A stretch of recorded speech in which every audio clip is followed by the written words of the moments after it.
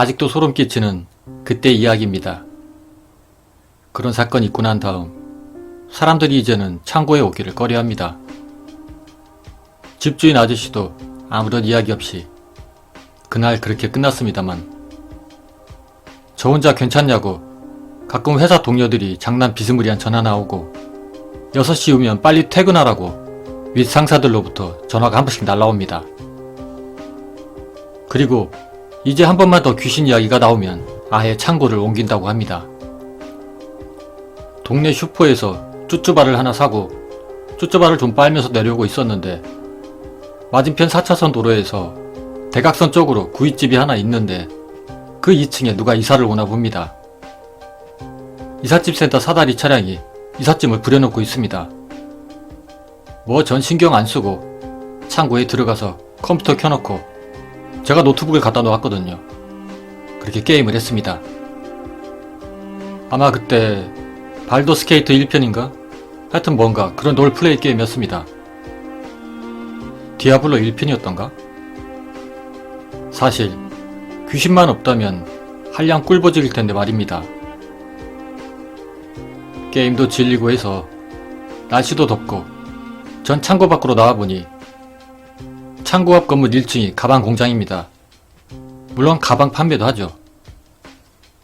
그쪽 가게에서 일하시는 아주머니 두 분이 가게 앞에서 이야기를 하는 걸 들을 수가 있었습니다. 마침 맞은편 건물에 이사오는 사람에 대한 그런 이야기였습니다. 용한 무당인데 신들린 무당이라고 하네요. 오, 그래? 신들린 무당인가? 나중에 점 한번 보러 갈까? 하고 그렇게 생각을 했더랬죠. 그리고 이틀째 되던 날, 전 아침에 회사에 출근을 해서 출근표를 찍고 다시 창고로 갔죠. 새벽 출고가 없는 날이면 창고에 도착하면 대충 9시 정도? 셔터문 열려고 열쇠를 따려고 고개를 숙이는데 뿌적하는 소리가 발밑에서 들려옵니다. 뭐야 이게? 하며 쳐다보니 왕소금을 누가 허옇게 쏟아놓은 겁니다. 저는 언놈이 소금 들고 가다 쏟았나? 그렇게 생각을 했는데 웬걸 주인집 대문에서부터 창고까지 길게 쏟아놓았더만요. 뭐야? 어디 소독했나? 웬 소금? 하는데 저희 창고 건물만 소금을 쏟아놓았네요. 뭐 해롭지도 않고 해서 금방 녹아 없어질 건데 그렇게 대수롭지 않게 생각을 했습니다. 그리고 오후가 되어 해가 뉘엿뉘엿 넘어가고 지루함이 밀려오는데 그때 웬 북소리가 둥둥 들려옵니다.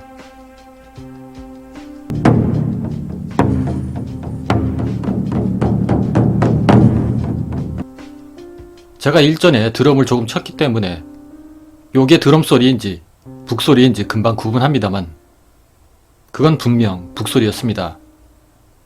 그래서 고개를 삐쭉 빼보니 그 맞은편 2층 무당집에서 북소리가 들려왔습니다. 그래서 전 국거리를 하나 그렇게 생각을 했죠. 그렇게 다시 책상에 앉아 게임이나 하고 그렇게 혼자 심심해하고 있는데 그때 갑자기 할머니? 한 60대 초반 정도? 할머니 한 분이 창고 안으로 쑥 들어오시더군요. 어? 누구시지? 하는 표정으로 책상에서 일어났는데 그 할머니는 절 쳐다보지도 않고 혼자서 뭔가 주절주절 하시는 겁니다. 저 할머니 하고 제가 분명히 불렀는데도 말이죠. 그런데도 본체도 안 하시고 계속 알아들을 수 없는 무슨 소리로 주절주절 하십니다. 분명 할머니하고 크게 불렀던 것 같은데 말이죠. 그러더니 할머니께서 갑자기 포켓에서 뭘 꺼내시더니 저를 향해 확 뿌리는 겁니다. 얼굴이 따끔해서 보니 그건 왕소금이었습니다. 그리고는 주절주절 거리며 그냥 나가버리십니다. 할머니가 가게에 소금 뿌리셨죠? 하고 제가 고함을 쳤는데 그 할머니는 4차선 도로 차가 싱싱 달리고 있는데 신호등조차 무시를 하시고 바로 걸어가십니다. 달리던 차량들 다 멈추고 클락션 소리도 장난이 아니었습니다. 그렇게 할머니는 모든 걸 다 무시를 하시고 무당집 계단을 오르시고 사라지시더군요. 전 신들린 무당이라고 해서 중전 정도 되었나 했는데 그 무당이 바로 그 할머니시더군요. 가뜩이나 귀신 때문에 뒤숭숭한데 무당까지 이러니 전 도저히 여기 못 있겠더라고요. 저도 평소에 한심장하는 놈인데 이제는 도저히 못 참겠더라고요. 그렇게 내일중으로 회사에 건의를 할 생각이었습니다. 그런데 그때 띠리링 울리는 전화.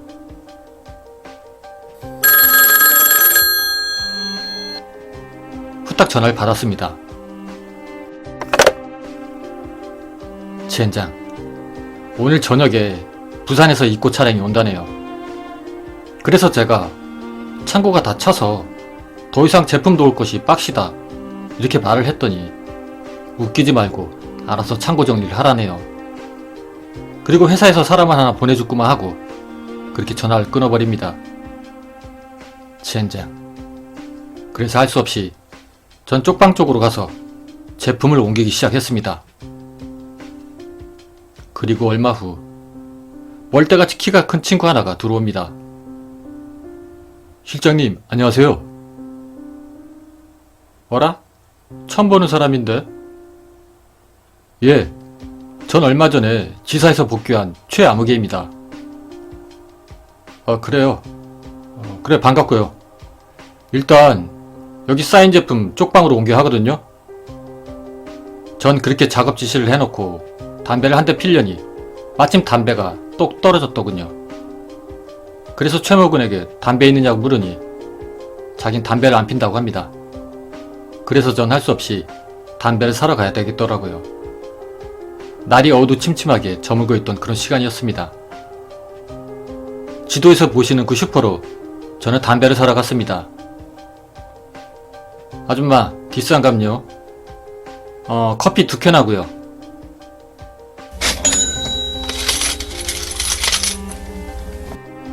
그렇게 돈 계산을 하는데 그런데 그때 슈퍼 아주머니가 저에게 저기 저 밑에 가게분이시죠?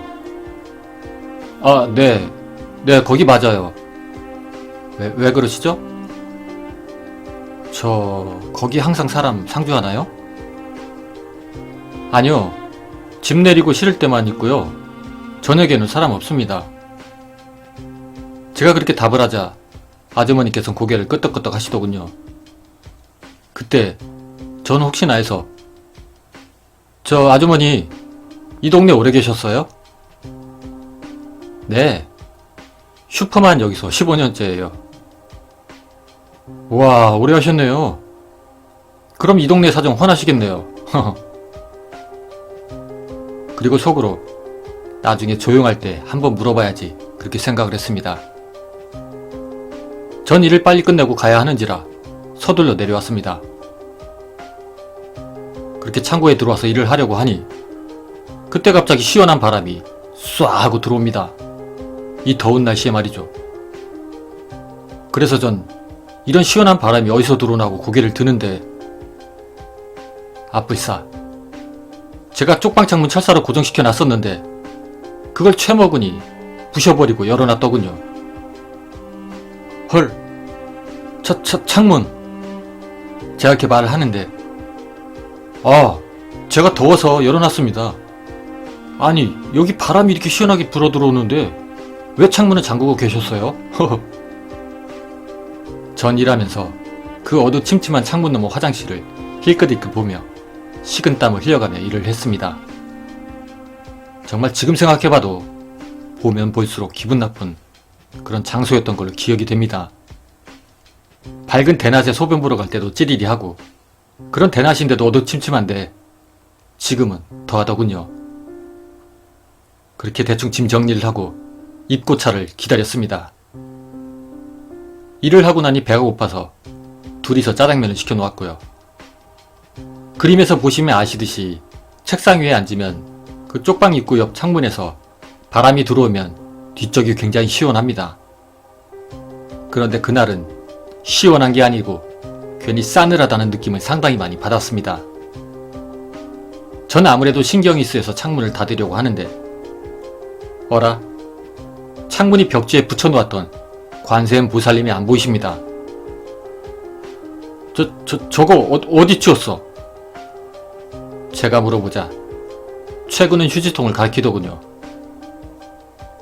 최모군이 창문을 열고 바람이 휙 하고 불어 들어오더니 뭔가 떨어지길래 봤더니 프린터된 그냥 종이 쪼가리길래 휴지통에 모르고 버렸다는 겁니다. 아, 씨박시끼.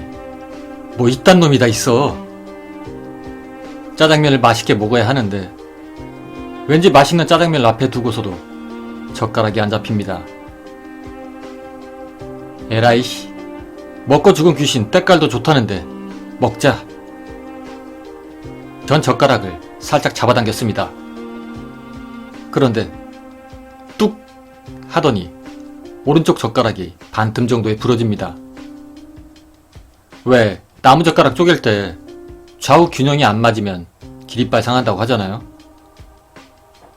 젠장, 오늘 되는 일이 없네. 전 그렇게 생각을 하고는 걱정 반 그런 거 없다 해서 그냥 먹었습니다. 담배 한 대 피고 노가리 좀 까고 그리고 최모군이 커피를 타옵니다. 그런데 이놈의 커피가 왜 이렇게 쓴지. 그리고 그때 갑자기 소변이 마려워집니다. 화장실을 갈 것인가 여기서 쌀 것인가. 전 다음 수를 택했습니다. 창고의 맞은표 쪽에 보면 조그만 셋골목이 있습니다. 마침 가로등의 빛이 그 골목 안까지 가진 않는지라 전 거기서 노상방뇨를 보기로 택했습니다. 그 골목에서 보면 화장실 가는 대문, 주인집 대문이 마주 보입니다. 전 그 대문을 등 뒤로 해서 골목 안에서 실례를 저지릅니다. 이 나이에 무서워서 화장실도 못 가는 제 자신이 한심하더군요. 애도 아니고 말이죠. 그래도 무서워서 말이죠. 한 중간쯤을 싸고 이제 막 클라이막스를 향해 달리는데 그때 삐걱 삐걱 하는 쇳소리, 아니 흡사 쇠가 갈리는 소리가 들립니다.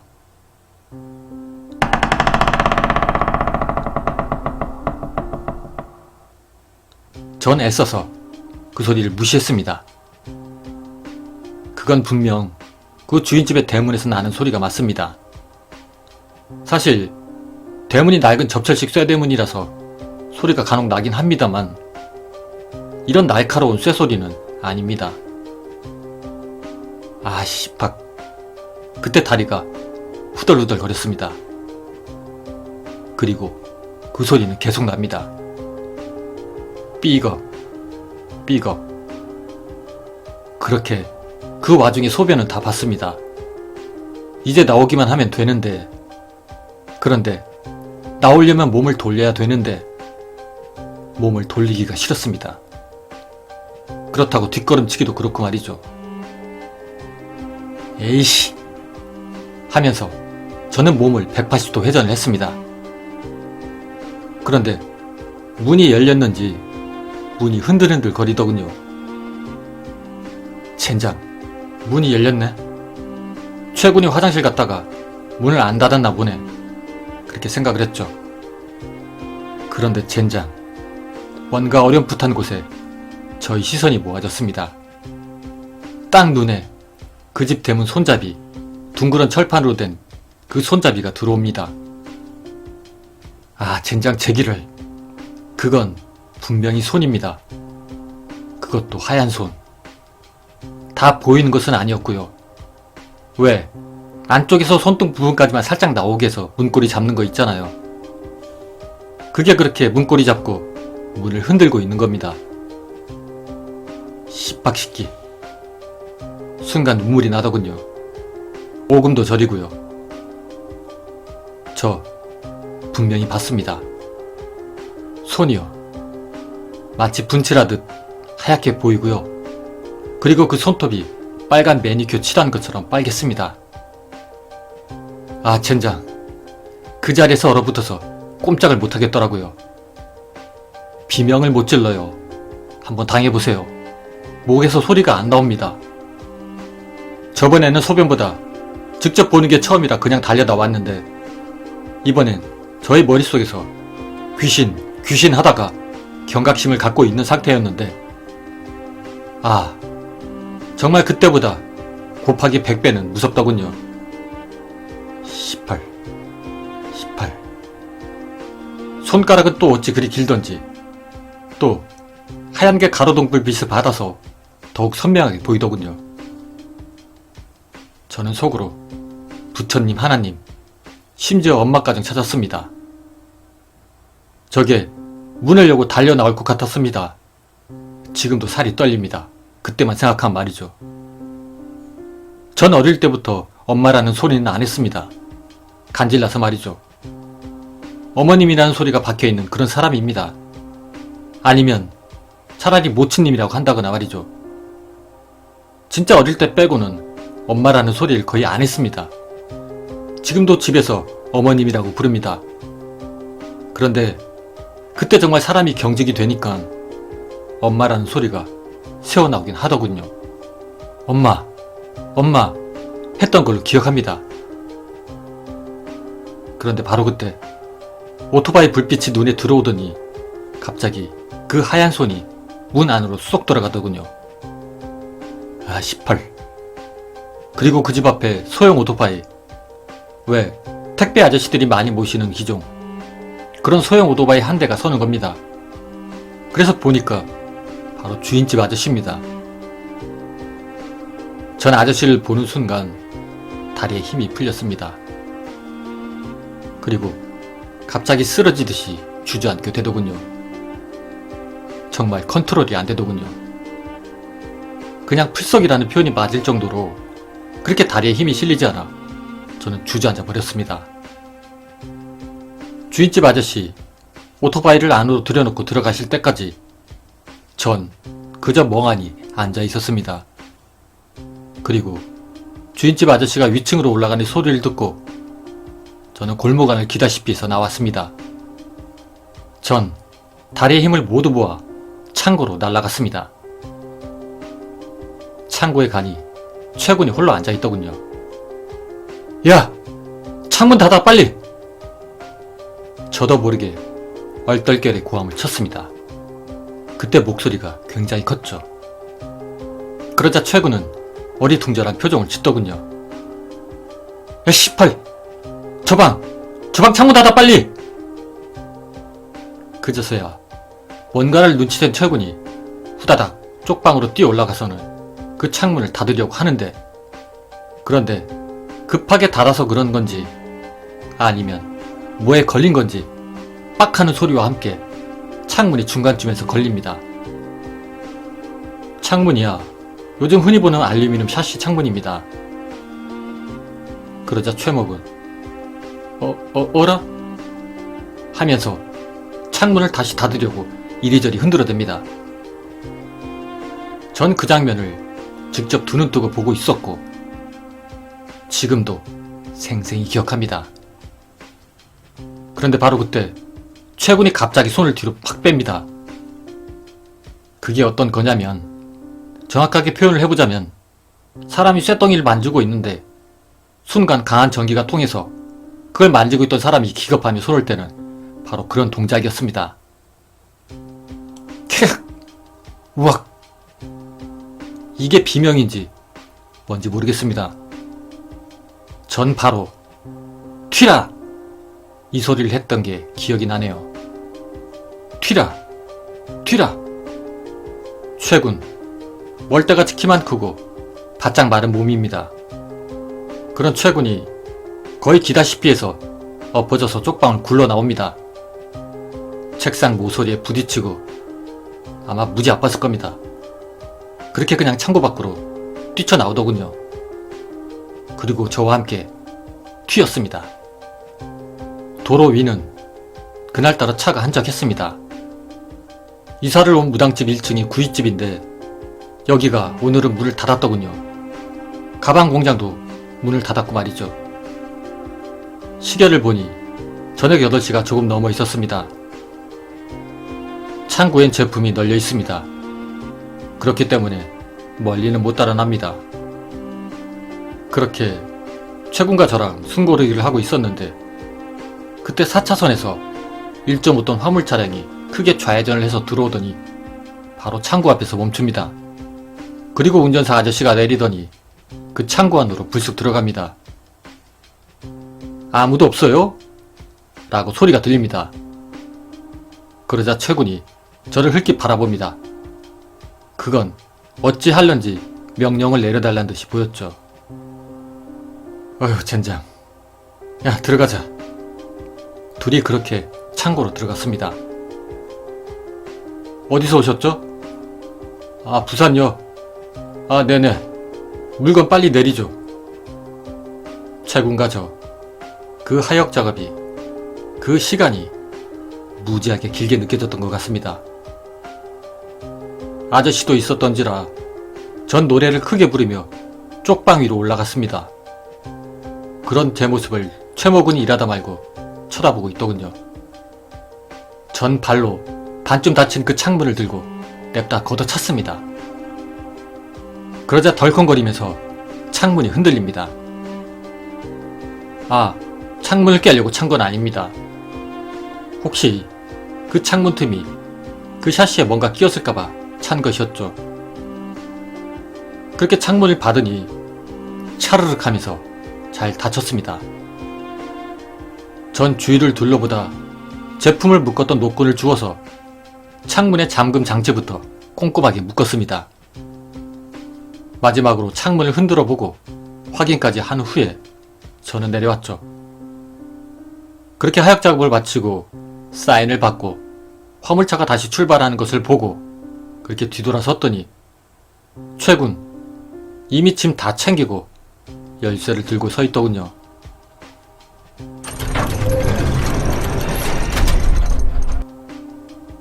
앞뒤 볼 거 없이 셔터를 내리고 자물쇠를 채우고 큰 길로 나와서 마구 달렸습니다.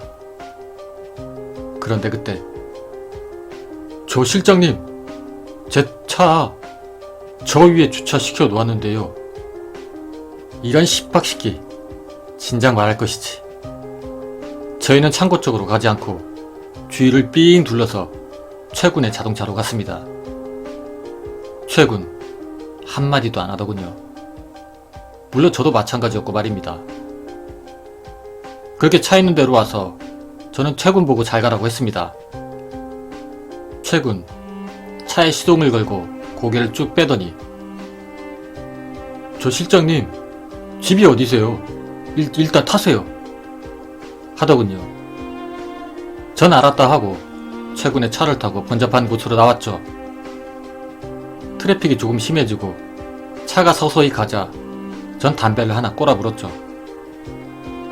최군, 자네도 봤어? 그 10학년?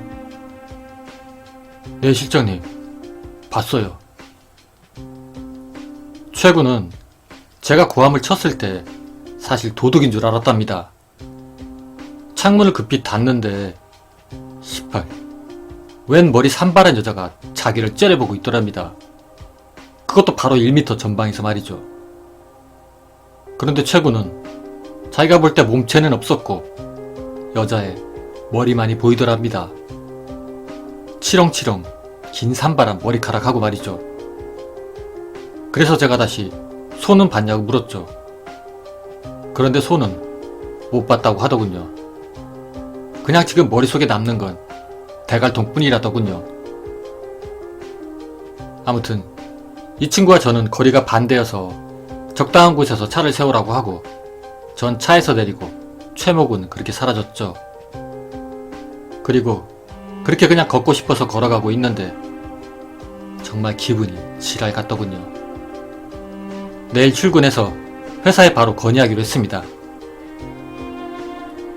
이야기가 더 남아 있습니다. 거의 한 달 사이에 일어난 일이라서 말이죠.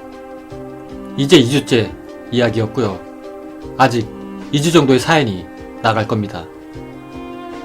나중 이야기에선 그 무당이랑 주인집 이야기가 나올 겁니다.